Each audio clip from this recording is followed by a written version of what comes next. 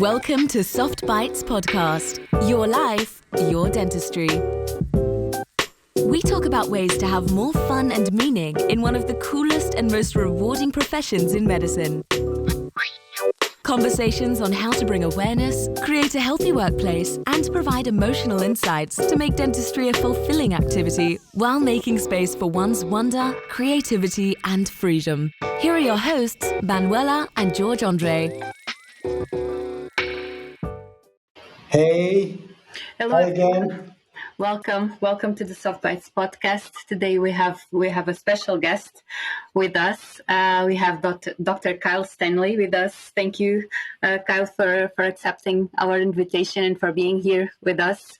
Dr. Stanley is an advocate of mental health and dentistry, and he has his course, The Light Side, and he has the Light Side community, and he's helped many dentists to reduce stress and anxiety with this course and with the support of his community. He also maintains a private practice where he focuses on implant surgery and prosthetics. And with this company, Pearl, he's changing the way patients are treated through artificial intelligence, and he's a leader in this field. So welcome, Kyle. And Thank you. Thanks for having me. We always start these conversations by asking to our guests, why do you choose dentistry in the first place, and to tell us a little bit about your journey in dentistry. Yeah, so I come from a family of dentists. My dad's a dentist. My brother's a dentist.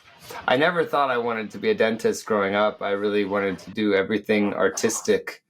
I wanted to be a dancer. I wanted to be a musician. I wanted to draw cartoons. And then I think in high school, I got really interested in science and in the human body. So I went to college thinking I was going to be a plastic surgeon. And then it was the time that I was starting to decide what I need to do. And my dad said, maybe you should, if you want to be a surgeon, maybe you should go shadow with my friend who's an oral surgeon. So I did that, and I really fell in love with oral surgery. I just loved it so much, and I thought I was going to be an oral surgeon. Then I went to dental school. I met my first mentor, Pascal Magnier, who made me realize that, I think I need to do aesthetics as well. So then I ended up doing kind of both, the prosthetic side and the surgical side. So and then I got involved with speaking and research. I taught at a university for a long time. So I've had my hand in a lot of different areas of dentistry, and I think it gives me a special global comprehensive vision on what's going on in dentistry. Yeah, Kel, I don't know if you remember, but one of the very nice articles that you've been involved was the lip factor. Do you remember maybe last year I did a video where I tagged you regarding... yes. Yeah. Mm-hmm. Yeah. Yeah, so that was a big change for dentistry to think that way, Yeah. It really changed the way that we practice and the referral of patients. So I really find it interesting. So thank you for that. So you've been trained in restorative, you've been trained in surgery as well. So how did the mental health topic came up, and why is it such a taboo still in dentistry? Actually, not only in dentistry, but why is it still a taboo? And why did you have the courage to talk about it? Yeah, so my story is that I was, from the outside, I think what I had hoped to become. I was who my 18-year-old self wanted to be. I was making good money. I was publishing. I was lecturing at, the top podiums around the world. I had a celebrity practice in Beverly Hills. I drove nice cars. I, had a beautiful family. But I was miserable, and I wanted to quit dentistry. I couldn't handle all the stress with it. So I actually came home one day and told my wife that I wanted to quit. And she couldn't really understand what I was going through. And it wasn't until I talked to my father and my brother, who are both dentists, that they really had sympathy for me and understood what I was going through. So I was in this real dark time, but still kind of continuing on. And I still had my speaking career. I was speaking about 40 times a year. So I'm traveling around. I had many rooms of doctors that had to listen to me for a certain amount of time. So I would talk about implants or the lip factor or facial flow or some other research for like 6 hours, let's say. But then I would take like 10 minutes at the end and I would talk about mental health, mostly for myself, so that I could just talk about it and get it out. And I cried every time. And what I found was that it was the most important thing I could be talking about. I could do implants for 8 hours, but if I talk for 10 minutes about mental health, that's what everyone talked to me about afterwards and said, thank you for discussing that. I'm going through it, or my wife is going through it, or my partner is going through it, or my son or my daughter. And I realized that it was a much bigger problem than I immediately thought it was. So I was looking for a support group for myself, and I realized that it didn't exist. And so when I was talking about it, people also started telling me, I would love to be able to talk to other dentists or learn more ways about reducing stress in my life and my practice. And so I created it. And really that was thankful to the pandemic. Was I had some time. I wasn't lecturing and, treating patients. So I created Lightside because people had been asking me for it. And we do an online course, and we also have in-person courses. We also have a support group that meets twice a month that, we talk about difficult things. But to answer your other question was, why do I think it's taboo? You're right, it's taboo not only in dentistry, but also in the general public. I think talking about depression or talking about anxiety, other people may think that you're weak. Yeah. And that's what I thought too. Yeah. Before I went through it, I thought people that were depressed or had anxiety were just weak and couldn't handle it. But I just hadn't gone through it yet. Yeah. And let me ask you, you may want to answer it or not, but you don't have to get into specifics, of course, but what exactly was it that you felt overwhelmed with? Was it the patients? Was it the traveling? Was it the pressure of big podiums? Because you suddenly just started lecture at a really, really high level with the top guys, isn't it? I mean, you were like skyrocketing, isn't it? You went straight to the... For me, the lecturing is the easy part. The lecturing is the relaxed part. Yeah. The difficult part for me are the patients. Yeah. Dealing with patients and dealing with team members. And can you be more specific on that? Yeah, I think one of the biggest difficulties for me was having failures. And, in dentistry, we call them failures, but in medicine, they call them revisions. Exactly. And I had put a lot of pressure on myself that, I'm a researcher, I'm a speaker, I think of myself as being a good dentist. So how could I have failures, right? What's wrong with me?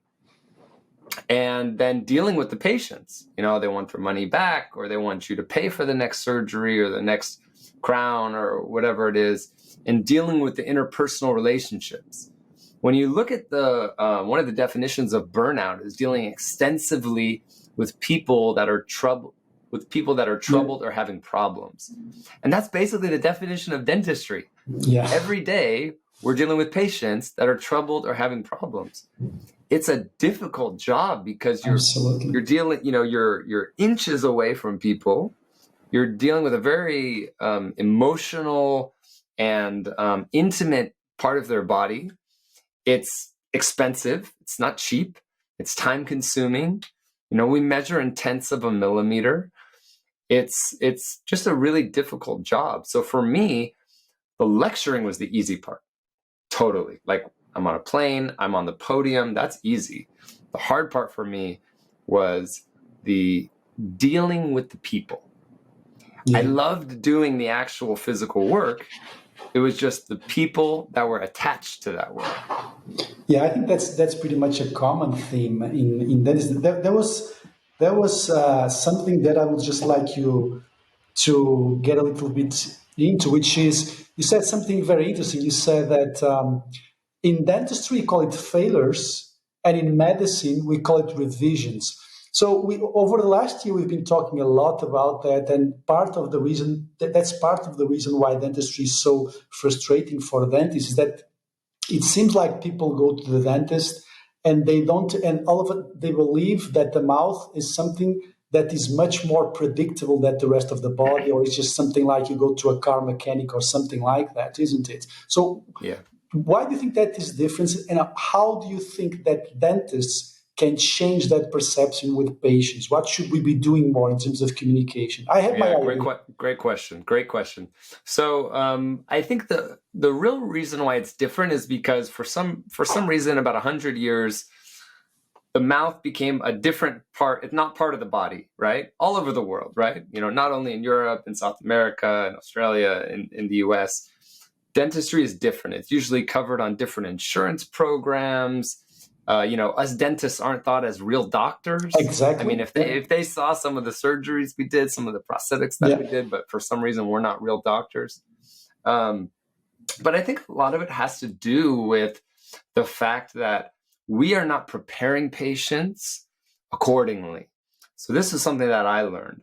Early in my career, I was scared to talk to patients about complications and failures because I thought that they wouldn't go through treatment with me.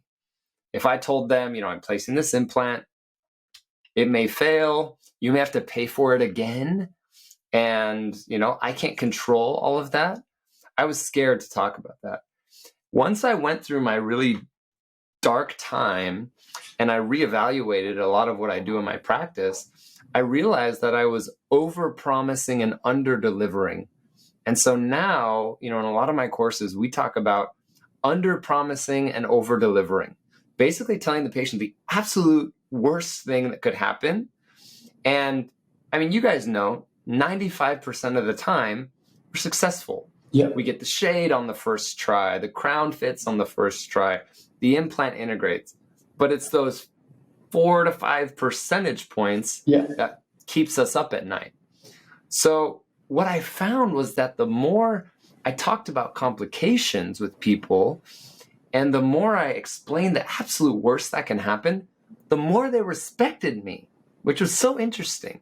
It was like I came down from being a doctor to just being a human, and I could really connect with my patients, and they referred me more patients. And another thing that happens when you do that is that if the complication happens, they're prepared for it, and their tone totally changes. So, for example, if I didn't tell the patient the implant may fall out, they call and say, "Oh my God, Dr. Stanley, I paid so much for this and it fell out and you're such an idiot and you don't know what you're doing." My front office comes to me, they're stressed out, my assistants are stressed out, I'm stressed out. It changes. The same thing happens, but when they call, they say, "Hey, this is Mrs. Smith. Dr. Stanley had told me there's a chance that this could come loose. It's actually happening. Can you get me in?" And think of how that changes the day. The entire day is different now, all because of preparing the patients before. And it was my fault for doing that. I definitely was over-promising patients because I wanted to be liked. Exactly. So, Manuela? Sorry, I was really enjoying listening to you. It makes a lot of sense. Can you tell us a little bit more about the Light Side course? How it started, how it has evolved, how it helps dentists to overcome stress and burnout, and how you are creating your community? Yeah, so it started during the pandemic, and what we were doing was a 7-week online course where we have recorded videos. But then we also have weekly reviews where everybody gets together, we talk about things, we go over the topics. And these can be topics such as, patients telling you they hate you every day, or neck pain and back pain, and feeling like a failure, imposter syndrome. And so we did 7-week courses, and it was just amazing to see how people were progressing. We had people that were suicidal when they started the course that I didn't know of, and they told me afterwards. And then now are thriving and changing their practice to be more of what they like. It has evolved to where we're now doing an on-demand course, and we're also doing in-person courses. And then we have a monthly support group that meets twice a month. And it's really a cool group because I've never seen dentists get together and be so open and honest with each other. We talk about failures. We talk about, getting threatened to be sued. We talk about difficult cases, how to handle it, how to give back money or not give back money, or consent forms. And it's just really nice to get people from all over the world. We have people from Belgium, France, and Australia, and Canada, and I don't know where, USA, all over the place. And just be honest with what's happening. And it's a way to check in with each other. It's a way to both get and give advice. And so it's really been the most rewarding thing that I've done in my entire career. And I've been able to do some pretty interesting things in my career. And, it's really what keeps me going in this career, for sure. Yeah, I just want to get back, Stan, I think even Manuela, she was enjoying, because you just said in 5 minutes so much things that we talked during the podcast regarding we want to be liked. Yes. We tend to do, we are not seen as doctors, and I think there's a big amount of dentists that believe there's nothing that can be done about it. And actually, we believe it can be. There are small tools, small changes in behavior, like the way that you present the treatment plan, how you have it written, inclusively your mindset, like you were saying, that the mindset should not that you want to be liked. I mean, the mindset should be that you want to be informative, and then the patient decides if they want to do it or not. And that's right. Just releases the big burden that you have to sell the treatment plans and stuff. So if you would give me an advice for the young you, and for the dentists that face most of these troubles, can you give like 3, 4, or 5 pieces of advice that could change the mindset for what you believe that the right mindset of dentistry should be today? Of course, that when we are talking about private dentistry and cosmetic dentistry and stuff like that. Mm-hmm. Yeah. So there's so many things that I could say. One thing that I would say is, I travel a lot. And I always hear them say, if the plane's going down, put your mask on first. Exactly. And that was one thing that I wasn't doing. Yeah. I was focusing so much on my patients. I was giving everything to my patients, and there was nothing left for me. And what I had realized was that I need to take care of myself first so that I can take care of the patients. Yeah. And this goes back to little things like, in Lightside, we talk about what we say DERMS: diet, exercise, relationships, meditation, and sleep. Yeah. I wasn't sleeping. I wasn't eating right. I wasn't exercising. Yeah. My relationships were suffering. And once I took care of all that and put myself first, I could really give to others. I was there and rested and feeling good and healthy to where I could do the proper dentistry.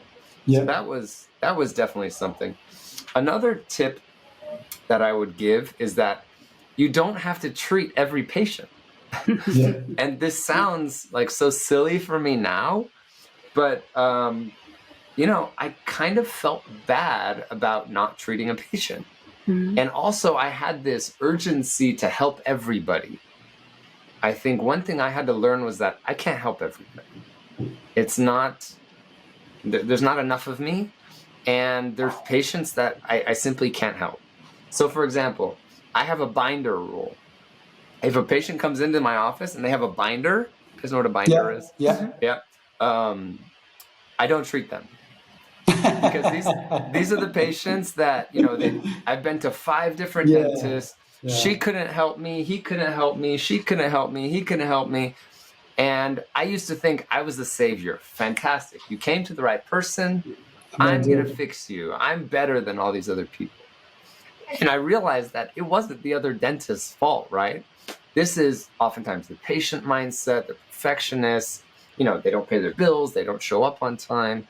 So I had to, unfortunately, learn that the hard way.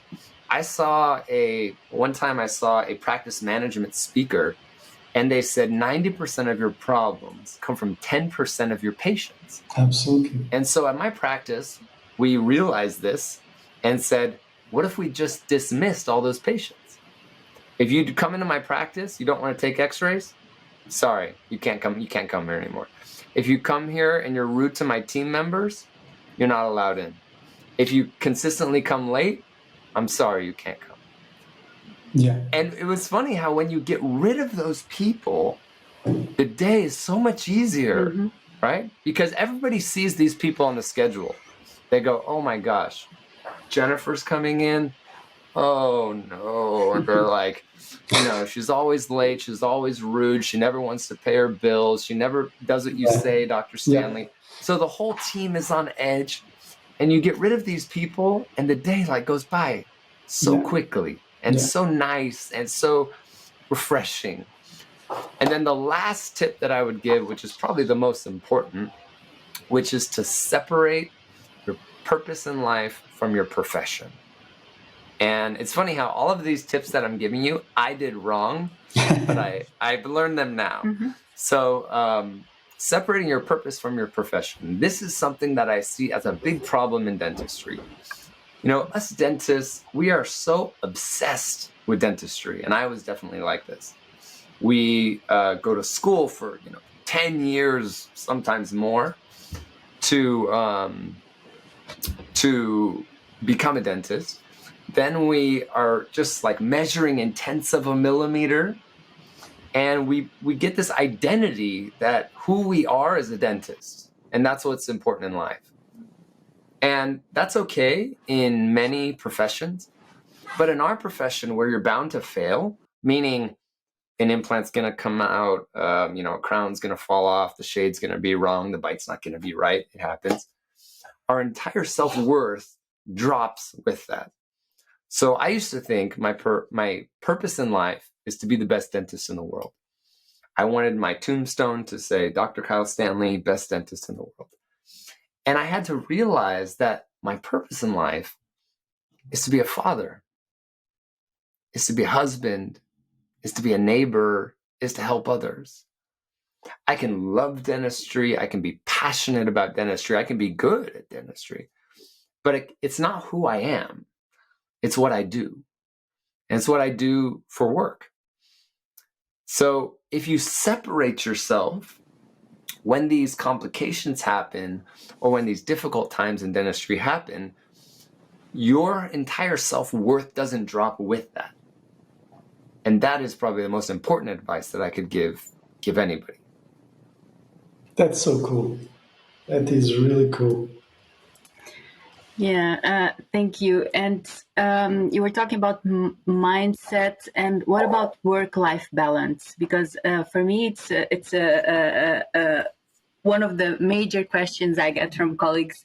It's work, but how can I achieve work-life balance? What is your advice on this? How can dentists live a more successful and more balanced life? If you believe in that, actually.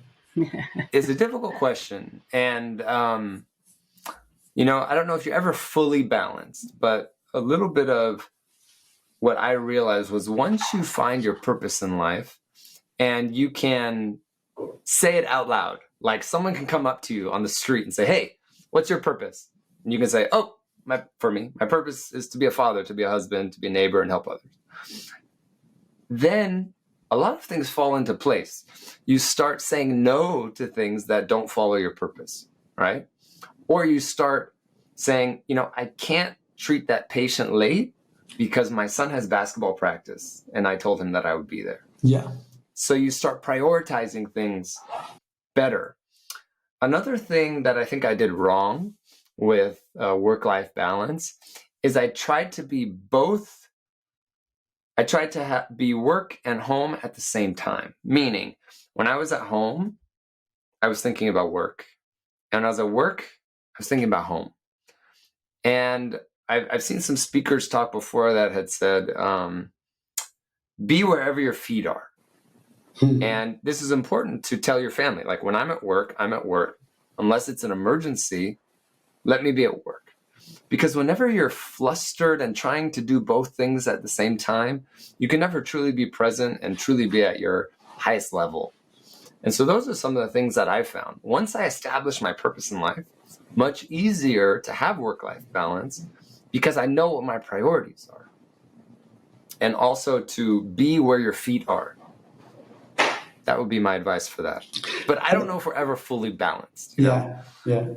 Because you get like, you may feel some balance and then there's like a slippery slope. Dentistry always tries to pull you back in. It always tries to engulf your life again. So you always have to like reestablish boundaries with dentistry. And I still do that. I mean, to this day, I'm still doing that. One of the interesting things that you said, and I don't know if you saw that recent Netflix movie Studs from Jonah Hill talking with his shrink. Have you saw that? No, I don't think so. You have to see it. I like Jonah Hill though. Yeah, you have to see it. It's just this sweet documentary where he does a documentary about his shrink, Dr. Phil Stutz. It's really cool. You have to see that. You really have to see that. It came out in Portugal, Netflix, really recently. But you were talking about something which is the diet, exercise, meditation, and sleep. And actually, one of the things in the movie, I don't want to spoil it, but he starts with that. He says that 80% is that. You should not even think about anything else unless you get this in order, like the diet, exercise, meditation, and sleep. Do you also there's one more that we add in there, which is relationships. Relationships, yeah. Yeah, and that comes off of, there's a Harvard study that is one of the longest study in human behavior. And it studies generations of people starting back from I don't know if it's the 50s or the 60s. And they measure people that live the longest and are the happiest. Yeah. And what they find is that if you don't take into account the relationships, smoking and drinking, okay, everything else doesn't matter. The people that live the longest and are the happiest are the people that have the closest relationships with people. Yeah. And I see this oftentimes happen with dentists, is that dentistry takes over and their closest relationships, usually their marriages and their relationships with their parents and their siblings and their best friends, go away. So yeah, that's another one that we add in. Yeah. And you talked about your life purpose. I'm not going to ask you how did you find that out, but I would ask you some advice, because I mean, it's not a disaster if you reach your 40s or your 30s and you haven't thought about that, isn't it? That might happen, isn't it? And like you were saying, you may make this confusion that your life purpose is to be successful in your profession. Well, you can eventually adapt the profession to your own life purpose. But what advice would you, if someone feels a little bit lost in dentistry, I mean, they like dentistry, but they think there's something missing, they don't know exactly what is it their role, why are they here? What would be your advice in that? Would it be isolation, meditation? Would it be to seek advice? What would you say about that? Yeah, I would say think of what you want your legacy to be. So I always think about my grandparents. We always talk about my grandparents, and they've been passed on for, I mean, some have been gone for 20 years already. Yeah. And we always talk about them. We never mention their profession. You know, we never say, wow, Grandpap was such a great steel worker. No, we never mention that. We say, like, remember how funny he was. Remember how he sat on the ground and played trains with us. And, you know, we went to his pool and he made food outside, and he had those funny jokes and those weird toys in his house. And like his legacy is how he cared for other people. And so I would encourage people to think about how they want to be remembered. I don't think any of us are going to be on our deathbed and say, God, I wish I did better crown preps, or I wish I did better surgery or smile design. You know, it sounds so silly when you say it like that, but there's so many dentists that dentistry is all they do and all they care about. And they suffer, I think, in the long term for that. So legacy is a real interesting thought. And that's actually a process that we go through with my participants in my courses, is thinking about legacy, writing down what you want to be known for, We want to write down, what you want on your tombstone is one of the exercises that we do. And what causes you care about? Because, for me, I have a family, so it's easy for me to say, like, I want to be a father and I want to be a husband. But we have a lot of younger dentists in my courses, and they're single, right? And so they oftentimes think of, like, what are the causes that I care about? Maybe I want to be known for supporting the homeless, or, feeding children, or, there's things like this. So I think legacy is the important thing to think about in that exercise. Yeah. Now, changing a little bit subjects, how did AI came into your professional life? Was it accidental? Was it something that you were...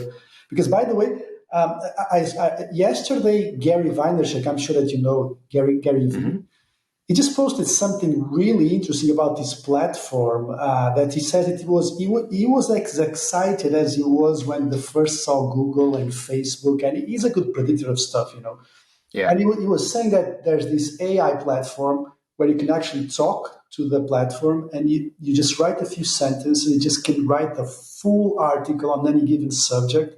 I mean, we are really on the verge of something big that's going to happen, that's going to change. We don't know exactly how. So your approach to AI, was it accidental, or was it something that you were looking for? Yeah, it was accidental, which is interesting, because a lot of what I travel around and speak about is technology driven, whether it's digital smile design, guided surgery. So I've always been really into technology. And it just happens that one of the patients at my practice owned a $1 billion AI company, and he was looking to utilize or expand what they were doing into dentistry. And so he came and talked to me at a hygiene visit. And this was back in 2015. So back in 2015, 16, we started collecting data. We started exploring options, and we worked on it for a few years before we ended up spinning out the company into what is now known as Pearl. And it's been so crazy to see the progression. I think when I told people I was working on AI back in 2015 and 16, they're like, they didn't even know what I was talking about. Like, what is, you're crazy. And now, especially in 2022, all of a sudden everyone's like, yes, AI is here. AI is going to be our future. And, I need to start looking at it. So it's really expanded quickly, and it's been a joy of mine to be able to be part of this revolution. And coming back to the mindset of your work, I'm sure you also work quite long hours with Pearl, isn't it? I mean, it's a different set of work. Does the fact that you are in a company that does not have to deal directly in such intimate way with all the issues that it is to deal with patients, is that less stressful for you? Is it a different kind of stress? How do you see that? Yeah, it's interesting. People ask me this all the time. Are you as stressed working with AI and whatnot? And the answer is absolutely not. Absolutely not. I think once any dentist does anything other than clinical dentistry, they realize how freaking hard clinical dentistry is. And everything else is a pleasure. My hardest day working at Pearl and talking with engineers and dealing with customers and, developing AI, my hardest day is like my easiest day at dentistry. Yeah. There's something that is so special about dentistry. Yes, it is. It's so physical. It's so emotional. It's, I don't know. You have to be a gladiator. We usually say here in the podcast that dentistry is one of the highest performance professions out there, and dentists, they don't value themselves for that. And they, like you were saying, if you get into the game of being liked and doing what the patient wants, so which is what the hairdresser does, not what the doctor does, right? And there's nothing against hairdressers, which is perfectly fine. But if you play the hairdresser game, you will eventually fall into issues because so that you go to the hairdresser and the guy says, "Okay, I want you to paint my hair in blue." So you do it; it's fine. And if something is wrong, in a few months, the hair grows back again. Right. But if you go to dentist with that mindset, and it's very easy, like because like you're saying, when you are young, you want to please the patient. That's number one. And I think, and I would like to hear your opinion on that as well, which is social media is pushing the hairdresser style in dentistry.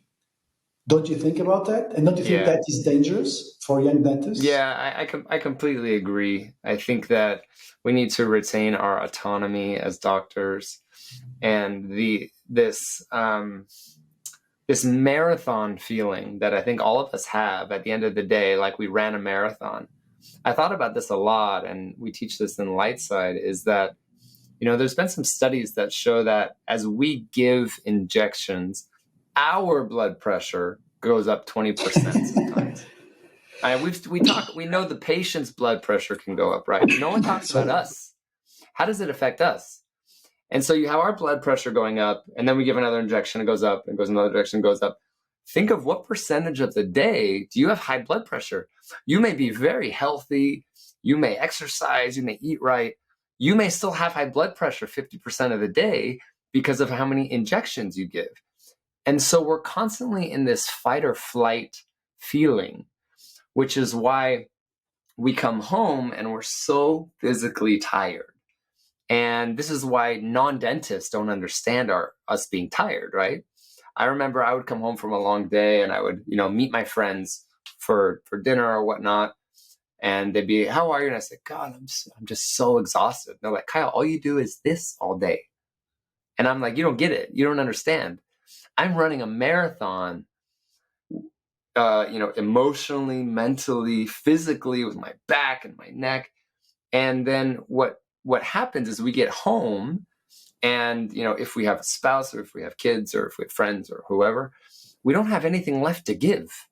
And then our relationships suffer, which causes us even more stress. So it's this really difficult circle that I've been able to see now that I've kind of backed up and looked at my own life and been able to talk to hundreds of doctors from around the world.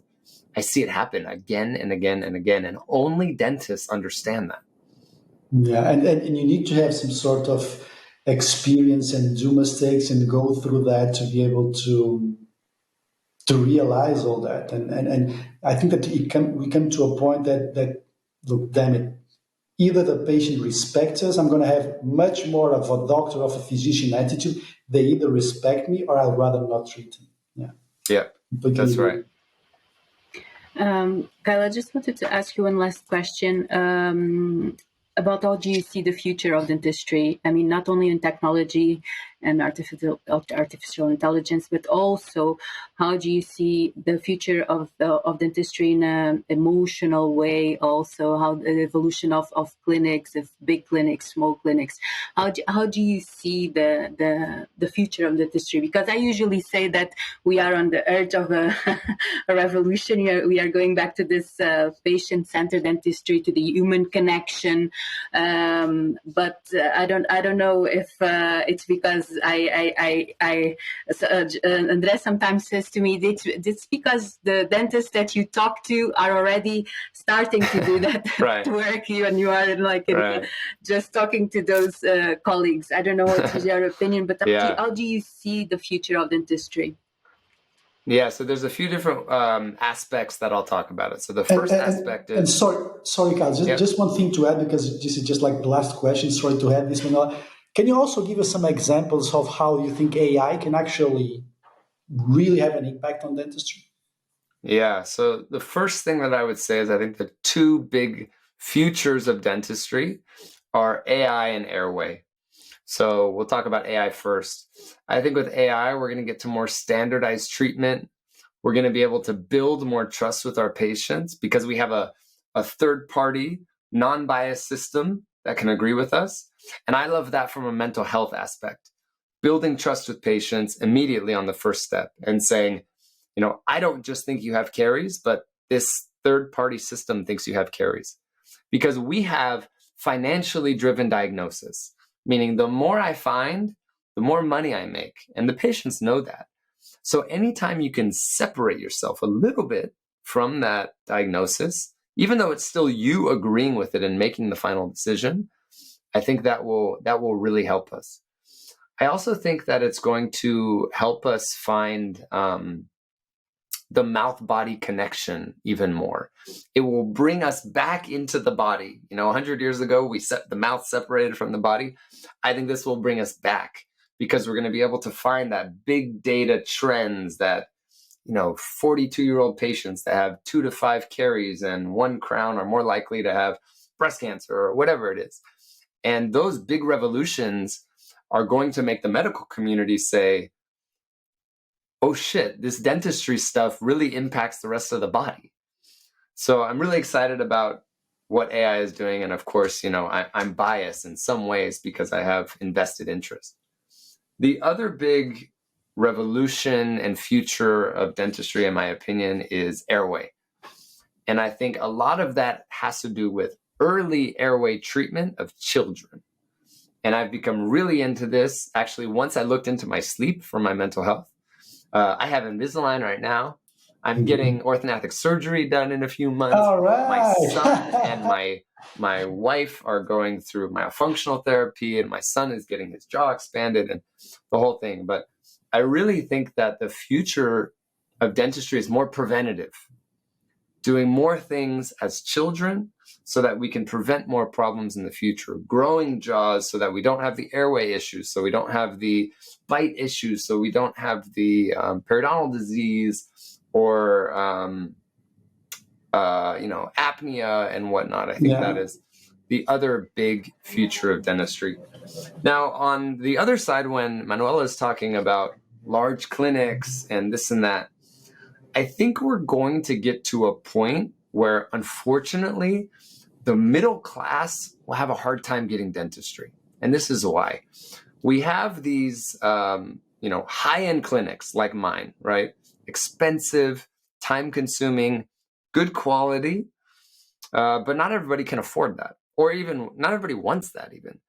And we have middle-class clinics that, are kind of good for the average person, and they're affordable and the work is pretty good. And then you have more lower clinics that are lower price, faster, maybe less quality. And I think what's happening with the larger clinics is you get rid of the middle, unfortunately. So you get to this point where you have really extreme, high-end, great treatment, but not everybody can afford that. And then you have affordable, but bad customer service. And, just kind of being seen as an animal going through this. And I think that's going to be a negative for dentistry. I think it's going to be hard for the average person to get good dentistry at an affordable price. What was the other thing that I was going to say? No, that was very interesting that you talk about Terry. I am, as a prosthodontist, I'm really paying attention to the Spear and Seattle Club and the Seattle Protocol and stuff like that. Fantastic. That's just amazing stuff coming in. By the way, I did orthodontic surgery for sleep apnea as well. I was 40 at the time. So you're like, get ready for I'll be 40 when I do mine too. Get ready for a huge change. You'll probably maybe the maxilla, you're advancing only the maxilla in your case, right? Both actually. But you have quite a good chin. Well, but anyway, your life will improve dramatically. Trust me. Oh, great to hear. But the last thing I was going to say with the future of dentistry is I've seen a big downfall in dental education at universities. And unfortunately, I'm seeing a big mass exodus of fantastic clinicians from universities. Yeah. And I don't know when this will be. Maybe it's 50 years or maybe more. But I think we may even go back to an apprentice style of learning. Yeah. Because I think these universities are getting out of hand and the quality isn't great. They're losing the best professors because they're not appreciating them. And so I think we may, again, this may take 50 years or 100 years, I don't know. but we may go back to this apprentice style of teaching, which I don't think is actually bad. Yeah, yeah. One of the biggest issues that you have here in Europe regarding education is that, I mean, we are not exposed that much to the Pankey, Seattle, Spear, Coist, to implanting stuff, which is, in my opinion, the basis of dentistry, like incisal edge, lip, and stuff like that. That's one of the biggest flaws that we have here in Europe. So, Kylie, thank you so much for spending your precious time with us. It was really cool to have you. And I really enjoyed your views, and I completely agree with you on that. And if you have a chance, if you watch some of our past episodes, you'll see that we converge in a lot of stuff. That's very interesting. That's so interesting. I mean, there's so many things that dentists can do to help themselves. Sometimes just like a little tweak in terms of communication, organization of practices and stuff like that, Mindset that can really make a big difference. Yeah. That's right. Yeah. Well, the more that I have mentored doctors from around the world, I realize that we're all the same. Whether we're in Portugal, or whether we're in the US, or we're in Australia, or Brazil, or Russia, or anywhere, we go through the same things. Yeah. And so it's great to hear that you guys have, are talking about this and helping to spread the word, because I always love to hear other doctors that are helping our profession, because we really need it. And I can't do it on my own. So Manuela and thank you. Really, really thank you for helping me spread the word and for the kind invitation. Thank you. And we hope to see you maybe next year to see how you're doing with your sleep apnea, and to just give us some more updates on the AI. And don't worry, you'll see it's scary. It is scary. I mean, it's not like an easy surgery. I mean, someone's going to knock off your complete face, but trust me, everything is going to be all right. Great to hear. Well, thank you so much, Kyle. Thank you. All right, guys. Kyle, and thank you to everyone listening to us. Bye-bye. Thank you.